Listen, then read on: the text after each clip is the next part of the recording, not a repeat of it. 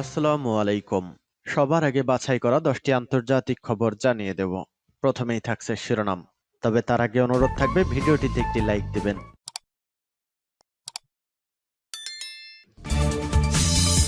দখলদার ইহুদিবাদী ইসরায়েল এবং ফিলিস্তিন পুরোদমে যুদ্ধ চলছে। এই মুহূর্তে আমাদের হাতে এসেছে গুরুত্বপূর্ণ আপডেট সংবাদ। আলহামদুলিল্লাহ, এইবার গাজায় যুদ্ধবিরতির প্রস্তাবে ভেটো না দেওয়ায় ক্ষুব্ধ ইসরায়েল। দখলদার ইহুদিবাদী ইসরায়েলের প্রধানমন্ত্রী বেনিয়ামিন নেতানিয়াহুকে উড়িয়ে দিল মার্কিন যুক্তরাষ্ট্র নিজেই।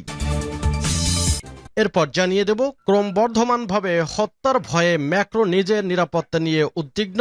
যে কোনো সময় বড় শয়তানকে খুলিয়ে উড়িয়ে দিতে পারে স্বাধীনতাকামী যোদ্ধারা। এরপর জানাবো, মৃত্যুদেহের উপর চলছে ইসরায়েলি ট্যাঙ্ক। এদিকে সন্ত্রাসবাদ থেকে কোনো দেশই সুরক্ষিত নয় ঘোষণা দিয়েছে রাশিয়া। এবং সর্বশেষ জানিয়ে দেব, মাদ্রাসা আইন বাতিল হওয়ায় বিপাকে ভারতের মাদ্রাসা শিক্ষক শিক্ষার্থীরা। এতক্ষণ শুনছিলেন সংবাদ শিরোনাম, এখন বিস্তারিত। অনুরোধ থাকবে ভিডিওটিতে একটি লাইক দিন, কমেন্টস করে জানিয়ে দিন আপনি কোন জেলা থেকে বা কোথা থেকে এই সংবাদটি শুনছেন। ভিউয়ার্স, আজকের সংবাদের সব থেকে গুরুত্বপূর্ণ বিষয় হচ্ছে দখলদার ইহুদিবাদী ইসরায়েলের প্রধানমন্ত্রী বেনিয়ামিন নেতানিয়াহুকে উড়িয়ে দিয়েছে খোদ মার্কিন যুক্তরাষ্ট্রের প্রেসিডেন্ট জো বাইডেন নিজেই। কারণ জাতিসংঘে ইসরায়েলের পক্ষে কোনো কথা বলেনি মার্কিন যুক্তরাষ্ট্র। চতুর্মুখী হামলা হচ্ছে ইসরায়েলের আর রক্ষা নেই। আলহামদুলিল্লাহ, অচিরেই ফিলিস্তিন একটি স্বাধীন রাষ্ট্রে পরিণত হচ্ছে। এরপরই গুরুত্বপূর্ণ যে বিষয়টি, তা হচ্ছে ভারতের হিন্দুত্ববাদী নরেন্দ্র মোদীর সরকার ভারতে মুসলিমদের বিরুদ্ধে যেন যুদ্ধ ঘোষণা করছে। কারণ একের পর এক মুসলিমদের উপর নির্যাতন চালিয়ে যাচ্ছে, নিষেধাজ্ঞা দিচ্ছে এবং ধর্মীয় অনুভূতিতে আঘাত দিচ্ছে। যে কারণে ভারতের মুসলিমদের বিরুদ্ধে স্পষ্টতই বোঝা যাচ্ছে হিন্দুত্ববাদী নরেন্দ্র মোদীর সরকার ভয়াবহ যুদ্ধে লিপ্ত হয়েছে। তবে ভারত ধ্বংস হওয়ার জন্য হিন্দুত্ববাদী নরেন্দ্র মোদীর সরকারের এমন পদক্ষেপ যথেষ্ট। এতে আপনার মতামত কি? কমেন্টস করে লিখে জানান। গাজায় যুদ্ধবিরতির প্রস্তাবে ভেটো না দেওয়ায় ক্ষুব্ধ ইসরায়েল। জাতিসংঘ নিরাপত্তা পরিষদ গাজা উপত্যকায় দীর্ঘস্থায়ী যুদ্ধবিরতির প্রস্তাবে যুক্তরাষ্ট্র ভেটো না দেওয়ায় যুক্তরাষ্ট্রের ওপর খেপেছে ইসরায়েলের প্রধানমন্ত্রী বেনিয়ামিন নেতানিয়াহু তাৎক্ষণিক প্রতিবাদ জানিয়ে উচ্চ পর্যায়ের একটি প্রতিনিধি দলের যুক্তরাষ্ট্র সফর বাতিল করেছেন। সোমবার জাতিসংঘ নিরাপত্তা পরিষদে 14-0 ভোটে প্রস্তাবটি পাশ হয়। গাজায় ইসরায়েল ও হামাসের মধ্যে যুদ্ধের 170 দিন পর জাতিসংঘ নিরাপত্তা পরিষদ যুদ্ধের বন্ধের আহ্বান জানিয়ে প্রস্তাব পাশ করতে সক্ষম হলো, আর তা হয়েছে যুক্তরাষ্ট্রের ভেটো না দেওয়া। এর আগে যুক্তরাষ্ট্র একাধিকবার ভেটো দেওয়ায় তা পাশ করা যায়নি। প্রস্তাবটিতে পবিত্র রমজান মাসে বৈরিতা থেকে বিরত থাকার আহ্বান জানানো হয়, যাতে দীর্ঘস্থায়ী টেকসই যুদ্ধবিরতির পথ সৃষ্টি হয়। এতে হামাস এবং অন্যান্য গ্রুপ হাতে 7 অক্টোবর আটক সকল পণবন্দীদের মুক্তির আহ্বান জানানো হয়। এতে নিজ নিজ হাতে আটকবন্দীদের ক্ষেত্রে আন্তর্জাতিক নিয়ম মেনে চলার জন্য সবার প্রতি আহ্বান জানানো হয়। এতে গাজায় মানবিক সহায়তা বাড়ানোর জরুরি প্রয়োজনের কথা বলা হয়। বেসামরিক নাগরিকদের সুরক্ষার উপর জোর দেওয়া হয়। নিরাপত্তা পরিষদের রুশ দূত ভ্যাসিলি নেবেনজিয়া স্থায়ী যুদ্ধবিরতির বদলে দীর্ঘস্থায়ী যুদ্ধবিরতির শব্দ ব্যবহার করায় আপত্তি জানান। তিনি স্থায়ী শব্দটি প্রস্তাবে রাখার চেষ্টা করলেও সফল হতে পারেননি।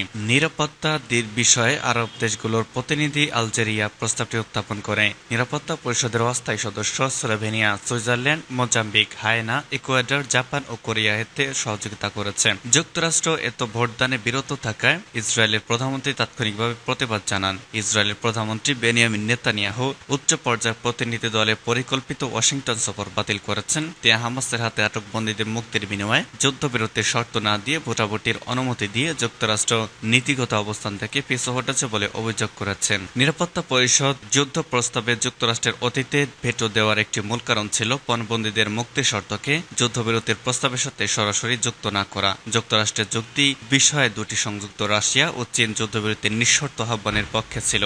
সোমবার অনুমোদিত প্রস্তাবের জিম্মিদের মুক্তি দাবি করা হলেও এটিকে যুদ্ধবিরতির শর্ত হিসেবে গণ্য করা হয়নি। যুক্তরাষ্ট্র এমন এক সময় ভোটদানে বিরত থাকার সিদ্ধান্ত নিয়েছে যখন প্রেসিডেন্ট জো বাইডেনের প্রশাসন এবং নেতানিয়াহুর মধ্যে উত্তেজনা ক্রমেই বৃদ্ধি পাচ্ছে। নেতানিয়াহু গাজা দক্ষিণাঞ্চলে রাফা শহরের সম্ভাব্য ধ্বংসাত্মক ইসরায়েলি স্থল আক্রমণ রোধে যুক্তরাষ্ট্রের প্রচেষ্টা প্রত্যাখ্যান করেছেন। তিনি ফিলিস্তিনি রাষ্ট্র গঠনের জন্য বাইডেনের আহ্বান প্রত্যাখ্যান করেছেন। হোয়াইট হাউসের জাতীয় নিরাপত্তা মুখপাত্র জন কির্বি বলেছেন, পণবন্দী মুক্তির অংশ তথা চুক্তির অংশ হিসেবে যুদ্ধবিরতির পক্ষে যুক্তরাষ্ট্র অবিচল রয়েছে। কার্বি বলেন, আমরা ভোটদানে বিরত থাকার কারণ হলো প্রস্তাবে হামাসকে নিন্দা জানানো হয়নি।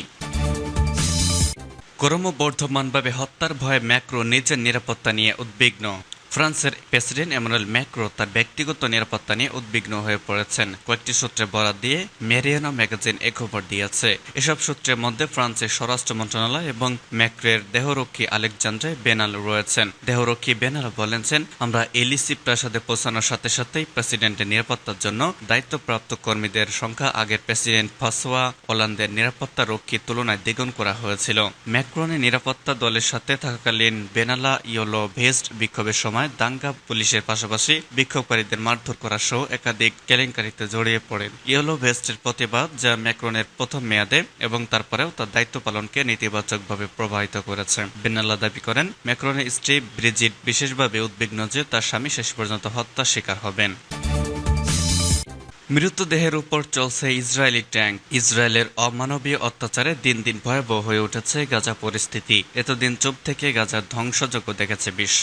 অবশেষে অবরুদ্ধ অঞ্চলটি সমর্থনে এগিয়েছে ইউরোপের 4 দেশ। ফিলিস্তিনকে রাষ্ট্র হিসেবে স্বীকৃতি দিয়ে সম্মত হয়েছে মাল্টা, আয়ারল্যান্ড, স্পেন এবং স্লোভেনিয়া। কিন্তু ইউরোপিয়ান ইউনিয়নের অন্তর্ভুক্ত দেশগুলোর এমন সমর্থনকে মেনে নিতে পারছে না ইসরায়েল। এবার ইউরোপের এই 4 দেশকে হুঁশিয়ারি দিলেন দেশটির পররাষ্ট্রমন্ত্রী ইসরায়েল কার্টলস। তার মতে, যে দেশগুলো ফিলিস্তিনি রাষ্ট্র হিসেবে স্বীকৃতি দিবে তারা সন্ত্রাসবাদের পক্ষে। সোমবার নিজের এক্স অ্যাকাউন্টে ক্ষিপ্ত হয়ে বার্তা লিখেছেন তিনি। খবর রয়টার্সের। ইউরোপীয় ইউনিয়নের শীর্ষ সম্মেলনে গত শুক্রবার ফিলিস্তিনকে রাষ্ট্র হিসেবে স্বীকৃতি দেওয়ার কথা জানায় 4 দেশ। তাদের মতে, ফিলিস্তিন রাষ্ট্র হিসেবে স্বীকৃতি দিলেই শান্তি ও নিরাপত্তা অর্জন সম্ভব হবে। সম্মেলনে যৌথ বিবৃতিতে 4 দেশ জানায়, আমরা একসঙ্গে ফিলিস্তিনকে স্বীকৃতি দেওয়ার জন্য আমাদের প্রস্তুতি নিয়ে আলোচনা করেছি। পরিস্থিতি যখন ঠিক হবে তখন এই বিষয়ে আমরা ইতিবাচক অবদান রাখব। তাদের সেই বার্তার প্রক্রিয়ার অংশ হিসেবেই কার্টস লিখেছেন, 7 অক্টোবরের গণহত্যার পর একটি ফিলিস্তিনি রাষ্ট্রের স্বীকৃতি হামাস এবং অন্যান্য ফিলিস্তিনি সন্ত্রাস সংগঠনগুলোর কাছে এই বার্তাই পাঠায় যে ইসরায়েলিদের ওপর হত্যাকারী সন্ত্রাসী হামলা ফিলিস্তিনিদের প্রতি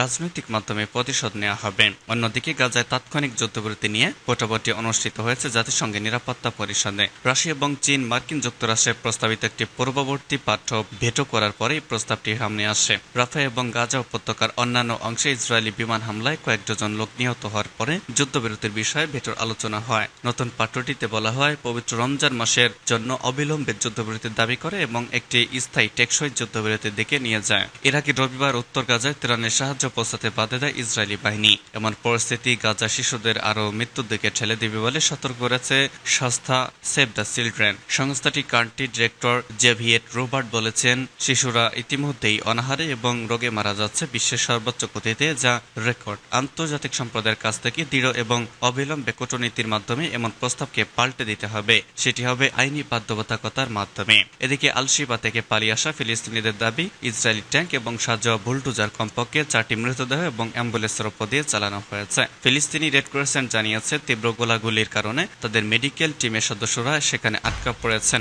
অন্যদিকে গাজা উপত্যকার দক্ষিণাঞ্চলে অবস্থিত মাল আমাল এবং নাসের হাসপাতাল ঘিরে রেখেছে ইসরায়েলি বাহিনী। হাসপাতালগুলোর আশেপাশে আক্রমণের মাত্রা বাড়িয়েছে তারা।